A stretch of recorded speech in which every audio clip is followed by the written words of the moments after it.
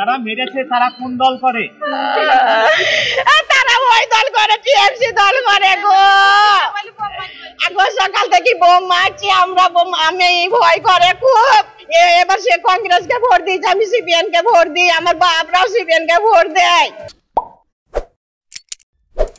নমস্কার বন্ধুরা, আপনারা দেখছেন পারফেক্ট পলিটিক্স, সাদা বাংলায় রাজনীতির কথা। তৃণমূলের উপনির্বাচনে জয়, আর সেই জয়কে ঘিরে তৃণমূলের দুষ্কৃতীদের বিজয় উল্লাস। আর সেই বিজয় উল্লাসে রীতিমতো লাশ হয়ে গেল একটি ছোট্ট মেয়ে, যার বয়স কিনা 9 থেকে 13-র মধ্যে, যে কিনা সবে পৃথিবী দেখতে শুরু করেছিল, যে কিনা সবে স্কুলের 4র্থ শ্রেণীতে পড়তো।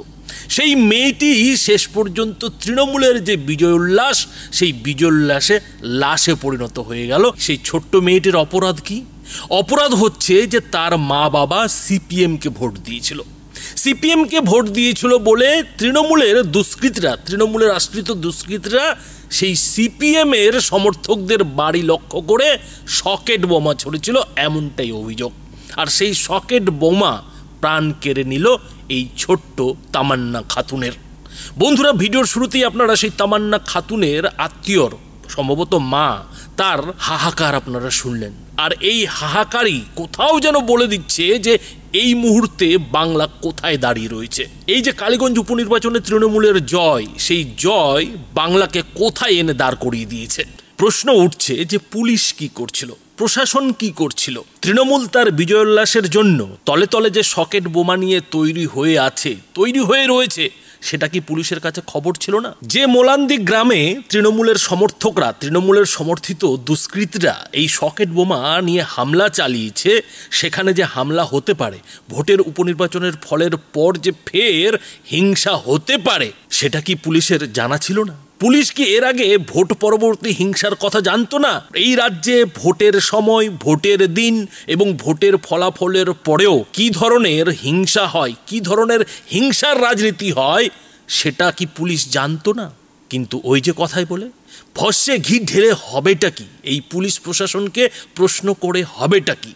কেননা এই পুলিশ প্রশাসন তো দলদাসে পরিণত হয়েছে, এমনটাই তো দাবি করেন বিরোধীরা। আর সেই বিরোধীদের দাবি যে একেবারে ফেলনা নয়, ফেলে দেওয়ার নয়, সেটাই কি আজকে এই ছোট্ট মেয়েটির প্রাণ চলে যাওয়াতে প্রমাণ হয়ে গেল না? প্রশ্ন তুলছেন বিরোধীরা।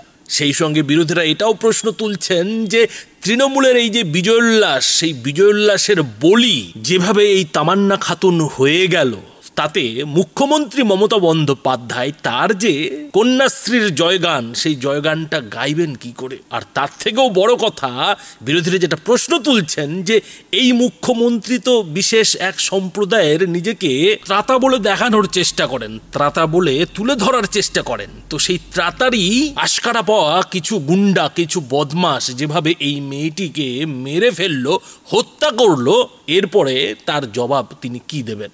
এরপরে মুখ্যমন্ত্রী কি জবাব দেবেন?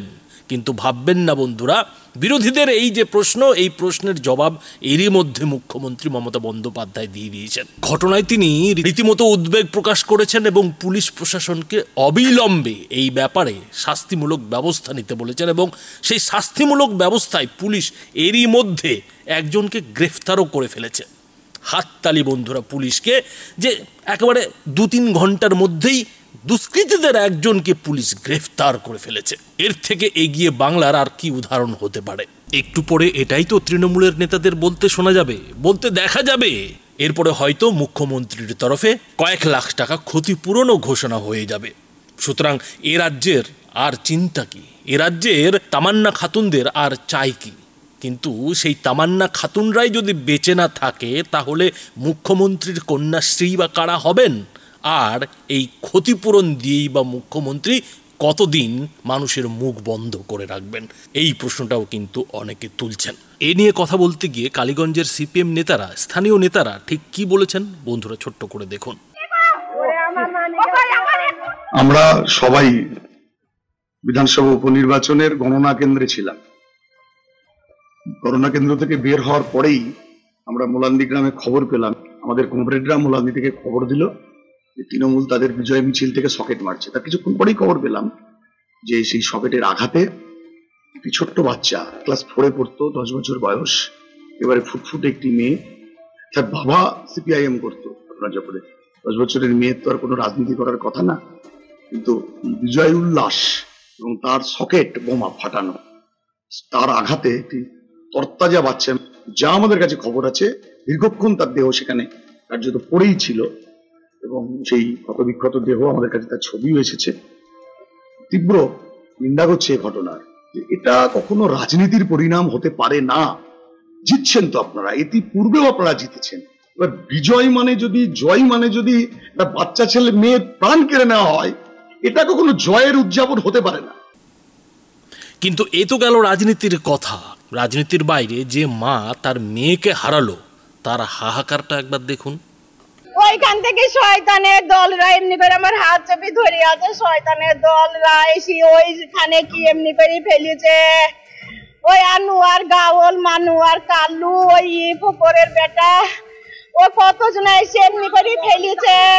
আমি মানুষগুলা চিনি, আমি অত নাম বলছি জানি না, আমি ওইগুলাকে আমি মেলা লোক, এক ঝাঁক লোক এমনি আমার ছেলে এমনি পড়ে গেছে, আমি অমনে পড়ে গেছি, একেবারে ধুমুটি। আমি বলছি কি আমার ছেলে কোথায় গেল, ও গো আমার ছেলে। যারা মেরেছে তারা কোন দল করে? তারা ওই দল করে, টিএমসি দল করে গো। এখন সকাল থেকে বোম মারছি আমরা, আমি ভয় করে খুব। এবার সে কংগ্রেসকে ভোট দিয়েছে, আমি সিপিএন কে ভোট দিই, আমার বাপরাও সিপিএন কে ভোট দেয়। এই হাহাকারের পর প্রশ্ন যেটা উঠছে বন্ধুরা, যে আজকে তো তৃণমূলের প্রার্থী আলিফা আহমেদ বাম সমর্থিত কংগ্রেস প্রার্থীর থেকে প্রায় ৭৫,০০০ বেশি ভোট পেয়েছেন, আর বিজেপির প্রার্থীর থেকেও প্রায় ৫০,০০০-এর বেশি ভোট পেয়ে এই কালীগঞ্জ উপনির্বাচনে জয়ী হয়েছেন। আর তারপরেই দেখা গেছে যে তৃণমূলের মধ্যে সবুজ আবিরের খেলা হচ্ছে, আনন্দে মাতোয়ারা হয়ে গেছেন তৃণমূলের কর্মী সমর্থকরা। কিন্তু সেই আনন্দে মাতোয়ারা হওয়ার মাঝে যে ঘটনাটা ঘটে গেল, তার দায়টা কে নেবে?